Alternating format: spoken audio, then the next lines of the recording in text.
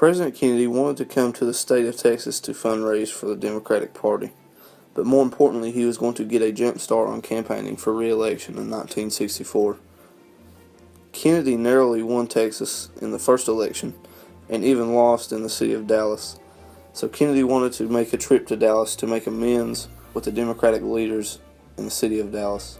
The trip to Dallas was first publicly announced to the public in September 1963.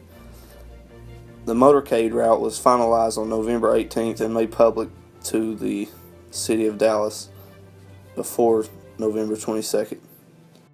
Previously, a UN ambassador made a trip to Dallas for UN Day. The ambassador was jeered, jostled, hit by a sign, and spat upon. Dallas police were fearful this would happen to JFK when he visited Dallas. Several people, including Stevenson, advised Kennedy not to come to Dallas, but he refused their advice. Chief Jesse Curry of the Dallas Police increased security for the event. Curry even deputized citizens to take action against any suspicious acts toward the president. The presidential motorcade route. The motorcade route began its route without incident, stopping twice so President Kennedy could shake hands with Catholic nuns, then some school children. At 12:29 p.m., the presidential limousine entered Dealey Plaza after a turn from Main Street onto Houston Street. Several photographers caught JFK's final moments on camera. At 12:30 p.m., President Kennedy was riding on Houston Street and was slowly approaching the depository head-on. Shots fired. According to witnesses, the shooting began shortly after the limousine made the sharp left-hand turn from Houston onto Elm Street.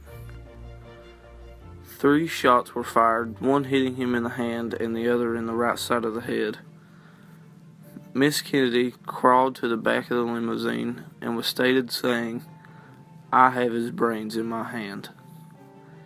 The limo and police cars turned on their sirens and began racing towards the Parkland Hospital. Pictures of people there at the time of the incident were shown running and others laying down to protect themselves. A state of disbelief took over in Dallas. Lee Harvey Oswald was encountered 74 to 90 seconds later after the last shot was fired. Marion Baker was assigned to serve as a motorcycle escort for the motorcade. Riding behind the camera cars, he testified that the first shot he could hear was when they turned onto Houston Street. Baker thought that the shots originated from a building on the right or in front of him. He noticed pigeons flying around wildly atop the depository. They entered the building and Baker drew his gun, but he let Oswald go once he found out he worked there. Meanwhile, a little bit later at 1 p.m., Kennedy was pronounced dead. After receiving the news, the acting press secretary entered the room where Vice President Johnson was and informed him of what had happened. Taking place during the Cold War, it was at first unclear whether the shooting might be a part of a larger attack upon the U.S. Vice President Lyndon B. Johnson, however, was 2 cars behind President Kennedy and was safe. The news shocked the nation. Many wept openly. Many gathered in public places to watch the television coverage. Traffic in areas came to a halt as people found out car by car. Schools dismissed children early.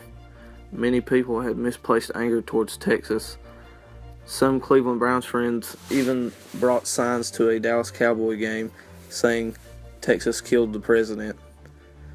However, many differences were settled and the American people were brought together. Around the world, many news programs went uninterrupted so they could cover the news of the assassination.